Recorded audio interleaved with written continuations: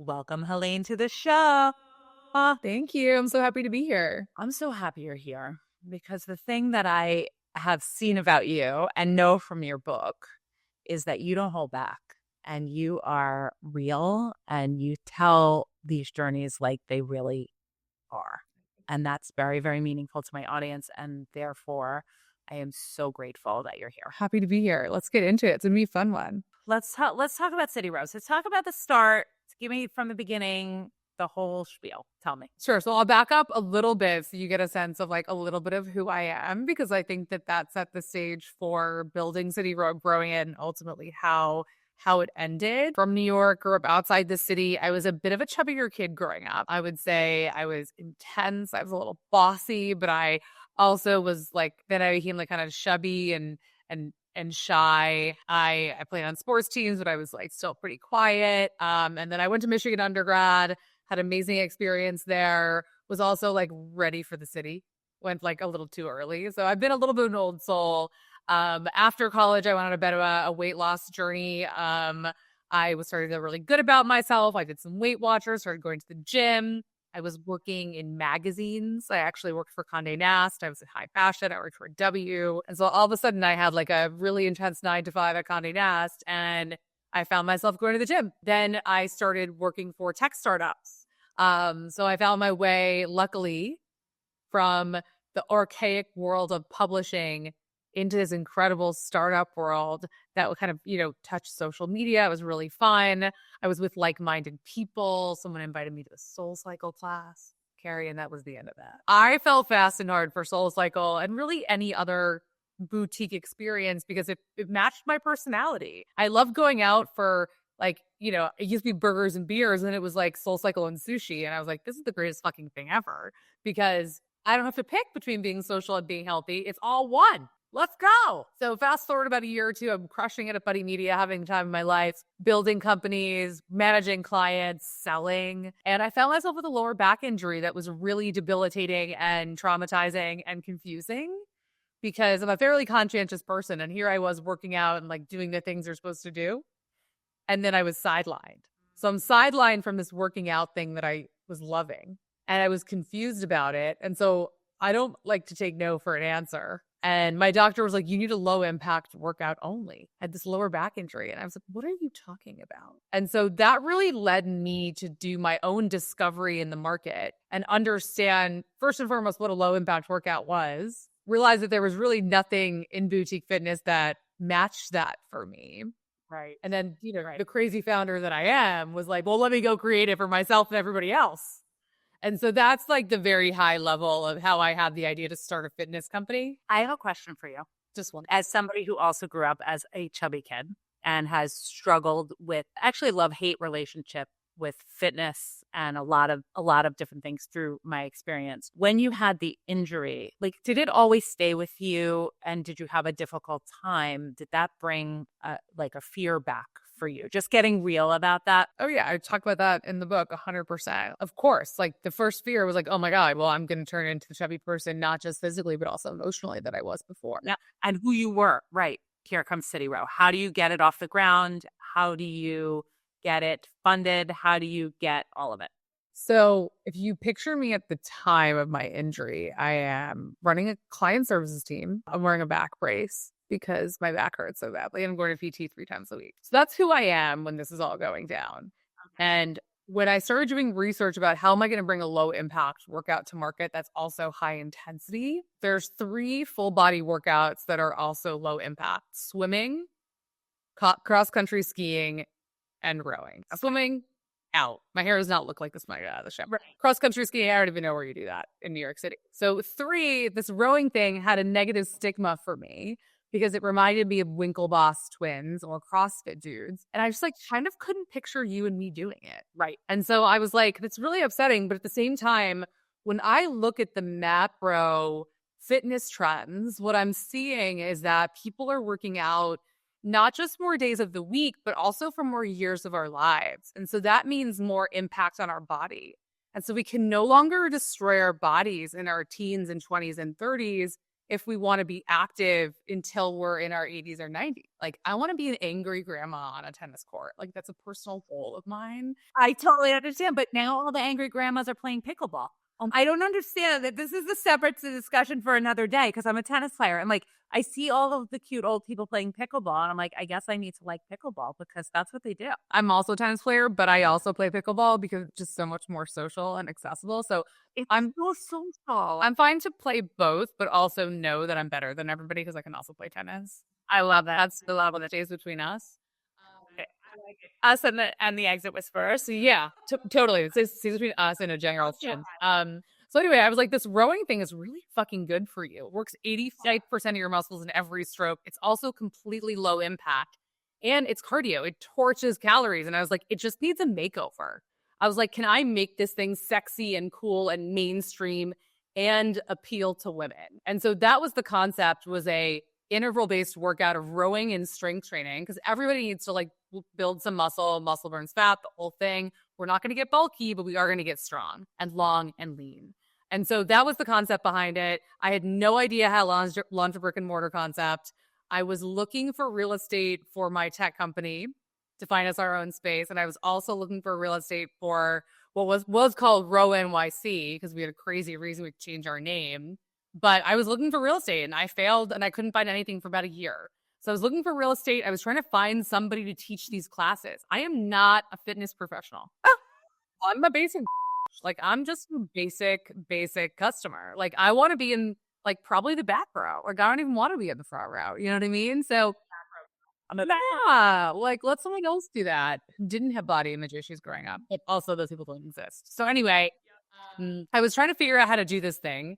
And it was a fun random concept, but I have no experience in brick and mortar. And so I try and bring incredible people around me, and everybody was like really happy to help. My brother had a flexible schedule, would look for real estate for me. I started trying to find people that I had seen rowing ever. Like, my friend Avery rowed in college. My cousin Casey rowed in college. I was like, talk to me about rowing. Like, I would go to like a random rowing, training. I would try and get a bank account open.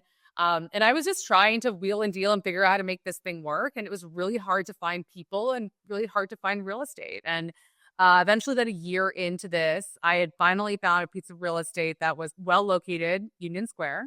And it was a landlord that was a little bit of a smaller, like, family office that was actually like not opposed to a brand new fitness concept. And over Labor Day weekend of 2013, he asked me to look at the lease and sign Monday morning. And I took a lot of risks. And finally I said, I don't know if I can go any further on real estate, so I'm going to sign this one. And if you read in the book, it was a very long journey on how I got there and the risks that I had to take and the things that I had to do personally to actually get to the point of signing a lease. But I finally signed the lease. And then I had to find someone to teach the classes. And so just happenstance, I saw a woman trending on Rate Your Burn. It was an old website that ranked fitness classes and instructors. And I was like, hold on a second. I know that girl. We studied abroad together in college. It happened to be a woman named Annie Mulgrew. And she was trending as being a yoga instructor. So I was like, hey, Annie, remember me? We spent 2007 in Madrid together. Let's get a coffee. And she's like, I'll meet you for a juice on Friday. And during that conversation, she's like, I'd love to help you with this. And I was like, okay, because I was thinking that you would teach the class. And I can still picture the look on her face where I don't know what got her to say yes, but she did, ended up being our first employee. And we built the company together for over 10 years. Definitely. As a New Yorker, I know, definitely like picked up buzz. We had to get money, but again, this is not a tech company, right? I'd been a part of 2 exits, but it's not a tech company. And so I needed money. I had no idea how much money. I'd never founded a business before. So I was like, maybe I need 150. Had no fucking clue. I was so naive. No clue. And I totally went about it in the only way that made sense to me, which was like, okay, let's pick a valuation and I'll give away, about 20% of the business for the valuation. What are people willing to pay for it? Picked a number out of my ass. Yep. And I was like, let's just see what happens. And so called my grandma. I called all my former bosses. And I ended up raising about 150. And we started doing construction, which ended up being so much more. Luckily, I met a contractor who was like a friend of a friend. And he's like, I'm happy to be helpful. I'd also love to write a check. He's like, I don't know about this rowing thing, but like, I am here for the Helaine train. And I was like, okay. Are able to invest no. Well, that's so true. A lot of times people invest in founders versus the businesses themselves. 100%. I've got a great story in the book about a founder or an investor that thought that I was putting little pools on the 15th floor because she asked me if she should wear a bathing suit to class. This is after she wrote a $50,000 check. That's So, terrible. and I talk a lot about how I felt with that, right? Like it's one thing to invest in a concept, it's another to invest in just me. It actually feels like a lot more pressure. People are like, well, I don't know about the concept, but I want to bet on the jockey, right? Of course. And I would feel the same way now, but in the moment, man, was that so much pressure because it made me be the one to validate the idea entirely. I actually talked about this with Cass a little bit about how when women raise money, they are so focused on being able to offer that return because they feel beyond obligated. Yeah. Where many times when men are raising funds, they think like, okay, yeah, they're betting on it, whether it works. They know a certain amount don't work, and that's it. But we feel in our souls like we must get this return for them. The amount of pressure is insurmountable. Yeah. We feel it very differently. And I think someone saying I'm betting on the Helaine train was just a very on the nose way of being like, okay, but do you also want to bet on the next biggest thing in group fitness? And like, I don't know if they would have said yes or no. And that theme permeated many times over throughout my fundraising experience over the 10 years. Okay, so over the 10 years, how much did you end up raising? We raised over $20 million. Yeah. And it was like crazy. It was not a properly weighted fundraise. It took me years and years and years. I tried to raise Series A for 7 years. So it was okay to raise friends and family and like a little bit of angel money here and there. But I tried to get that institutional round of funding done for years. I mean, that's like 20 million is like, I would imagine with you having very little experience as an entrepreneur, you probably felt completely out of your depth in doing that. How did you get all of that money across the finish line? And then at the end, 10 years in, what did you end up owning? How much did you end up owning? It was 7 years of like, honestly, hustling a convertible note, probably open the entire time in different phases, right? Slinging. I call myself the Erin Brockovich of fundraising. I had close to 100 people on my cap table by the time this was over because it was much easier to explain to people like to get $100 or $250,000 check or 50 or 25 because they knew me. I could explain it out. And what ended up happening with CityRow is that we had a brick and mortar experience, which we expanded our locations first in New York, and then we franchised the concept nationally in 2017, 2018. At the same time of franchising, we also had an unfair advantage to go into the digital at home space. Yeah. So when COVID hit in 2020, we had just opened our first 7 franchises nationally, and we had our first rowing machine app content in market. And so we were actually an omni-channel experience that got to really hit a flywheel of bringing in a consumer in studio, transitioning them to at home, and vice versa, which really does create that flywheel and that lower CAC across both, higher LTV retention. And so it really was a genius strategy and a genius idea. But what that did from a fundraising perspective is that you're putting a concept and it's straddling 2 entirely different verticals. And the models are different. Yeah. And it's different investors. So you have an investor that does brick and mortar franchise, right? And multi-unit. And then you have an investor that does digital at home subscription, hardware, kind of like the Harry's razors and that kind of thing. So we didn't fit in anyone's thesis. We straddled them. And so it was a really big problem because investors would say, well, I love this part, but I don't like that. But I could never touch brick and mortar. We love brick and mortar, but we're afraid that the digital is going to cannibalize us. And so we really we could not get institutional funding for a very, very, very long time. But angels and experienced industry professionals saw it and they got it, and it was an easy check for them to write. And so it was a very, very, very interesting perspective. And then when COVID hit, we actually were really well positioned digitally because we had a product market and we were a trusted name. And so we were one of the most trusted names in fitness, particularly for rowing, and we capitalized on it and we were able to ship machines. Unfortunately, our franchise system died. It was completely flatlined. And we're talking about like female founders and owners. Well, I also had dozens of owners that bet on me that put their entire 401k, life savings, SBA loans into these things across the country. So on top of my studios, I also had to be the strong leader for the other studios and franchisees not making it. It was horrible. But it was through COVID that we were able to say, like, really kind of lead with strength. Like I say, we ran straight into the tsunami and we said, we're going to win. We're not going to let this go. We're not going to let this take us down. And so we drove really hard on digital. We grew that experience aggressively, raised a little bit of money. I kind of recapped some things. I consolidated some things. And then the following year, as we were coming out of the 2020, 2021 holiday season, Peloton was an $8 billion market cap. And I got connected to a guy who's a friend of a friend who was just an unbelievable white man hustler who could fundraise the shit out of anything. And he had first helped me raise a bridge round of $2 million in 72 hours. And then 3 months later, he helped me raise and close a $12 million funding round. Jesus Christ. And you'll read all that in the book because it's a fucking wild time. Okay, so white man helps us. We get luck.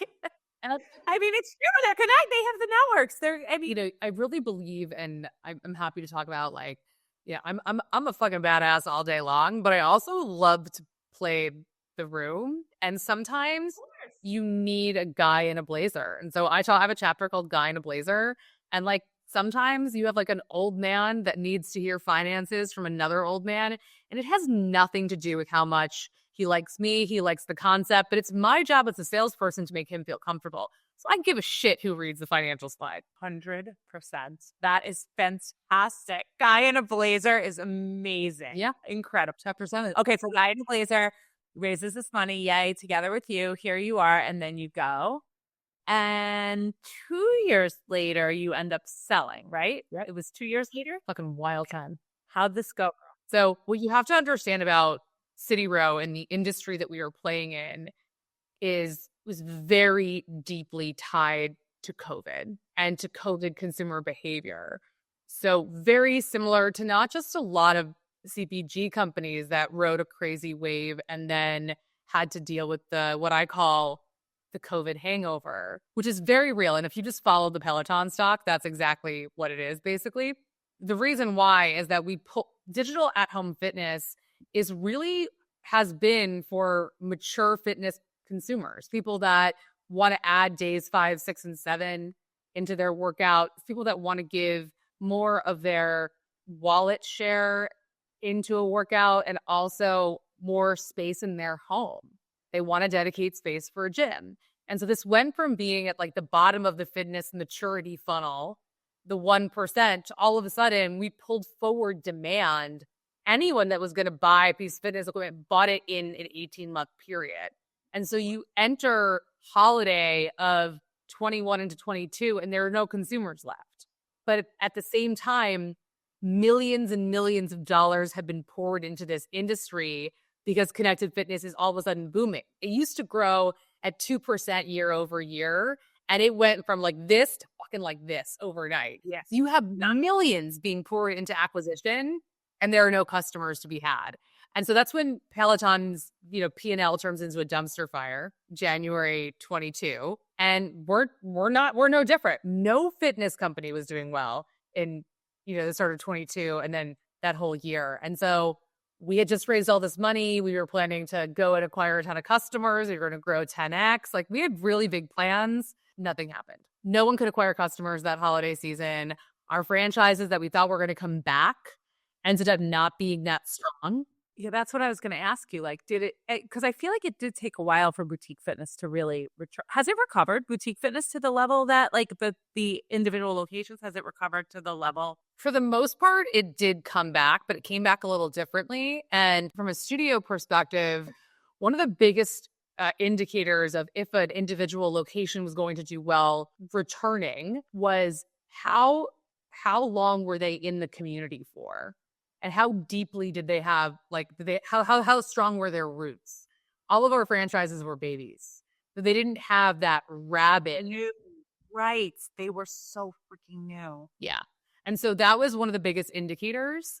And really, listen, it helped us cut the fat, right? Like it really helped us right size the boutique fitness industry to some degree And I think now you see kind of different trends coming through. It's not exactly where it was before. People fell in love with working out outdoors. So we see a lot more of that as a macro trend. Pilates is probably trending quite a bit more now than it was 3-5 years ago. As a modality, you see a lot less spin, right? But our Orangetheory is doing well. Is as booming as it was before, probably close to it. But we also confronted saturation. So anyway, I'm getting my pedestal about boutique fitness. I know. It's fascinating. It's funny. It's not even our interview topic, but it's like, I want to hear all about this. But okay. So yeah, 2022 happens 6 months after our fundraise. We did our first round of layoffs because we basically used that capital to go build a really beautiful state-of-the-art production facility in Manhattan. We used it to hire, and we used it to just double down on the experience, and we bought a couple of franchises. So Okay. at the end of the day, like, we redid some debt, like, and there wasn't, we're burning a lot of money month over month to try and compete with Peloton and some of these bigger players in tonal, right? These guys have raised hundreds of millions of dollars, and we're trying to go play with them too. We launched a new machine, and at the end of the day, like, we just weren't able to acquire customers. And so our expenses were what they were predicted to be, and the revenues were nowhere near there. And so it was really, really, really challenging on many levels because I was also felt like a failure. I was disappointing myself, my investors, the team. It was horrible. So we did our first round of layoffs. And then 4 months later, another round of layoffs.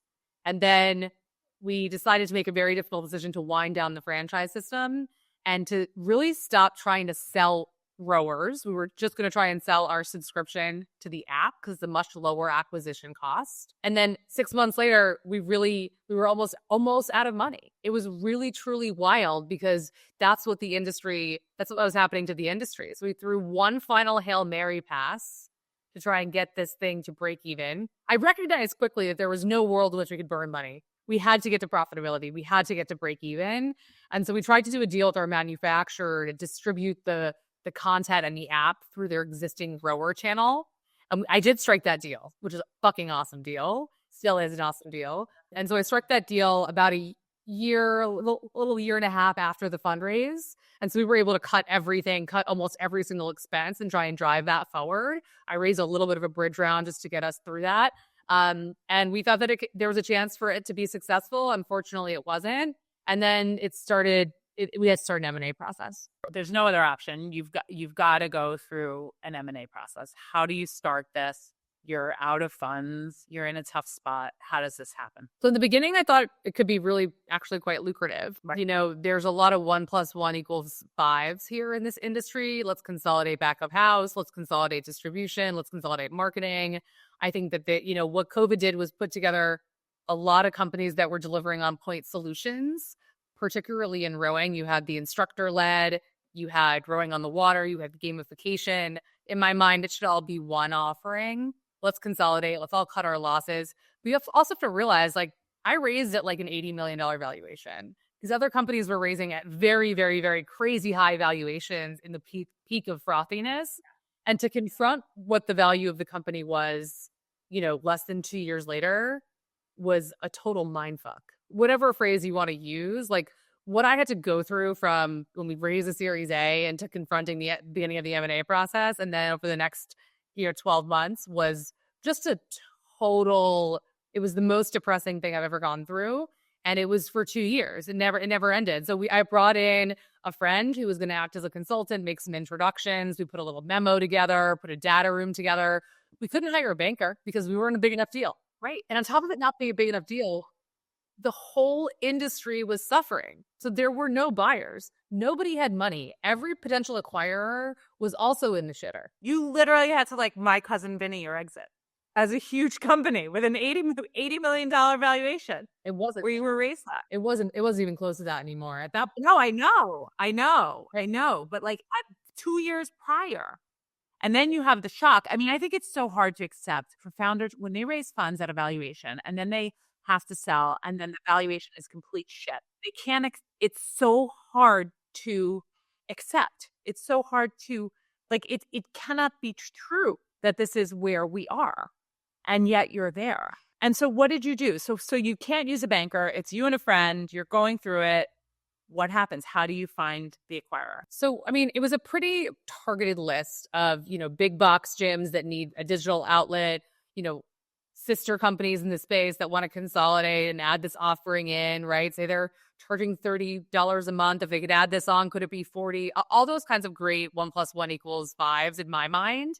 And so we had a bunch of conversations. We used a bunch of networks, and I thought we had about 6 or 8 really interesting people that we were talking to. And then unfortunately the date came for the offers, and we got one offer that was just so insulting. It was like almost a joke.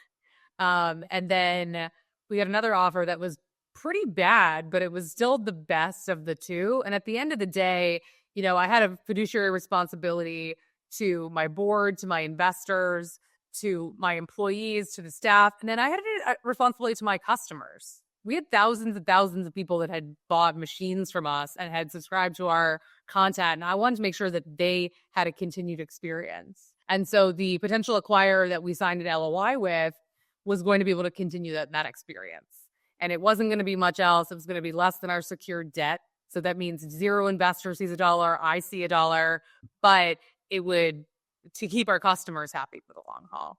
And unfortunately, for the next 6 months, this potential acquirer dicked me around. And it wasn't my relationship, so I couldn't fully own it.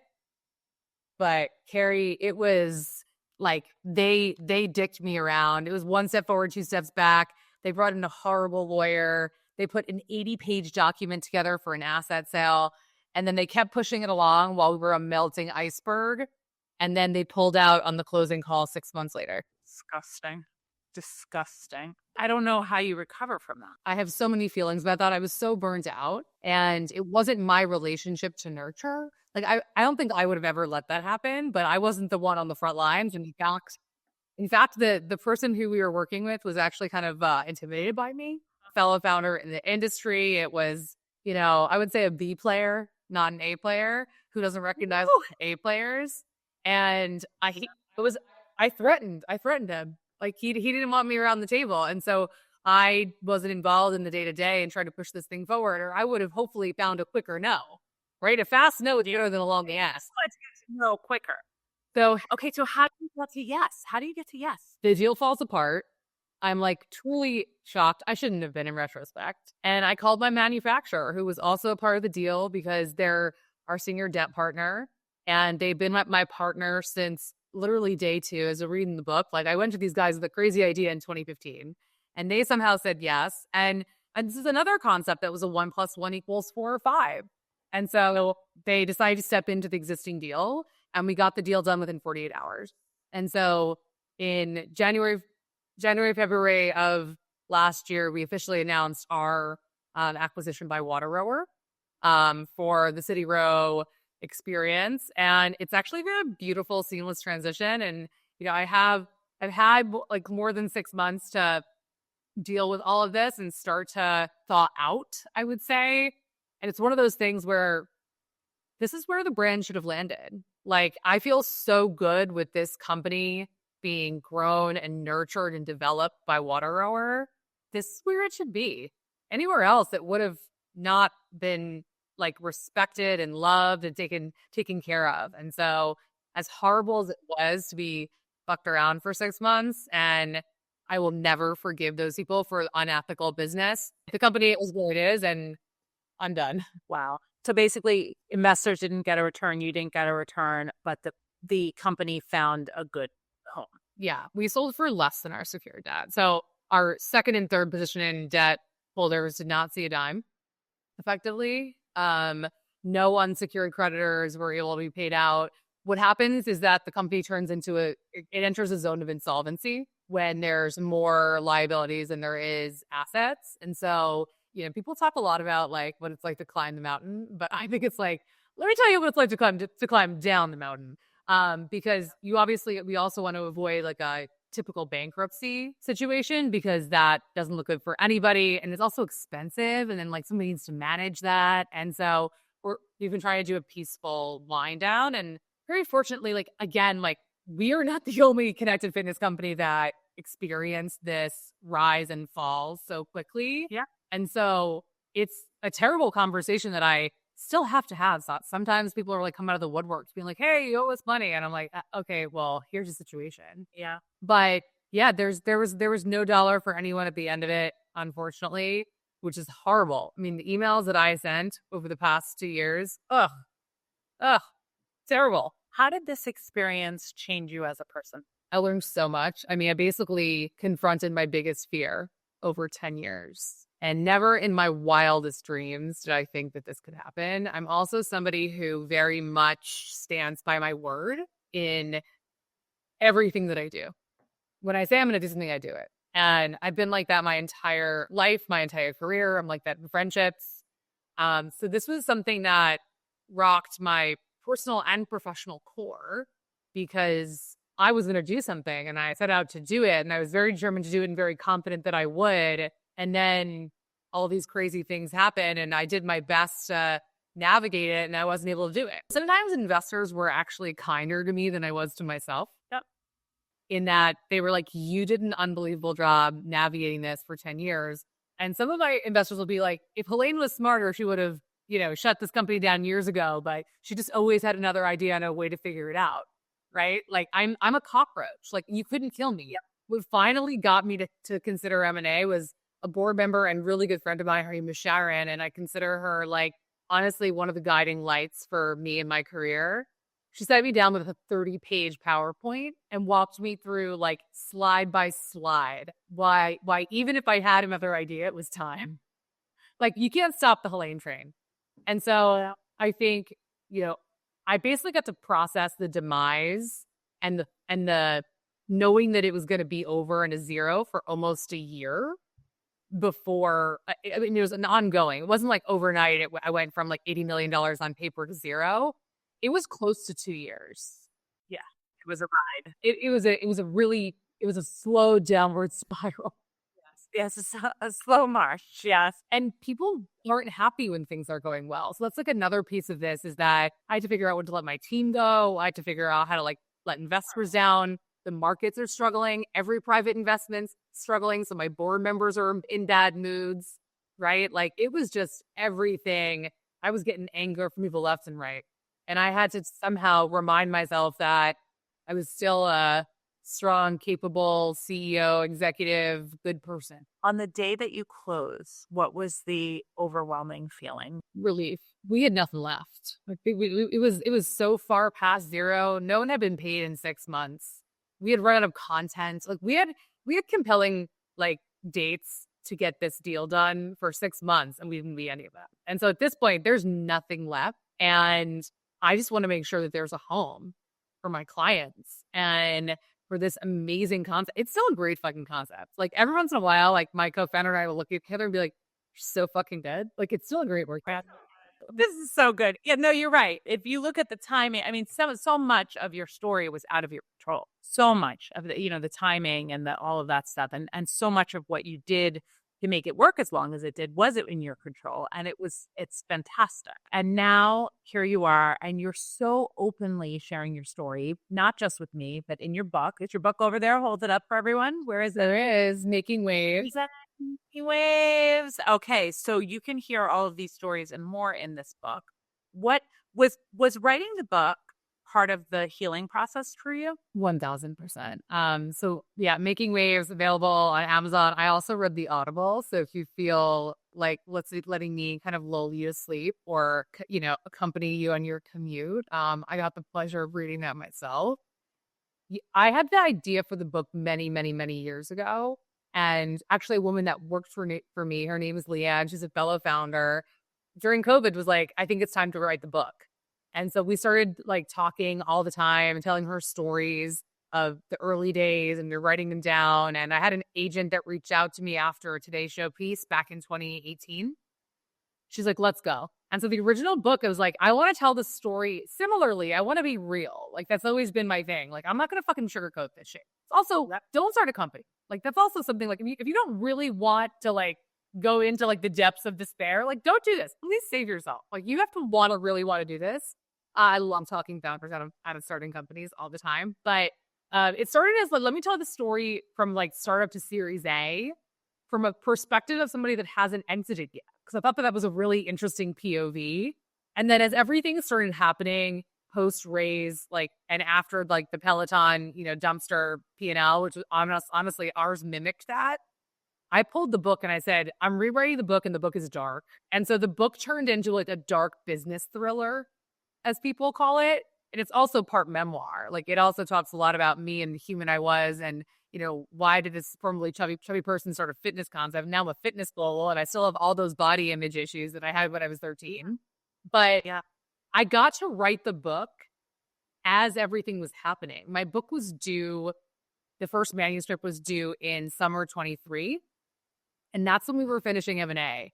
And then I got the revisions back in the fall, which is when we were like in the middle of the LOI process. So I'm editing it. I still don't have an ending. And then the manuscript was due final, December 21st. So I actually wrote the book in the ending as if that company that had signed the LOI bought us. And so I had to draw a line in the sand.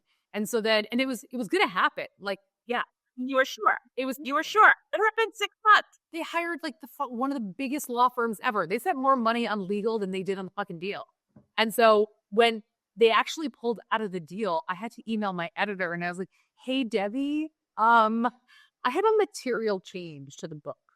And she was I'm definitely that annoying writer. But you wrote it like you experienced your life and wrote it in real time. How incredible. Oh, it is so vulnerable. It is so vulnerable. And my partner on the book would keep on like, I can still picture the Google Doc comments where she was like, how do you feel? And I was like, fuck you. Look, I don't feel good.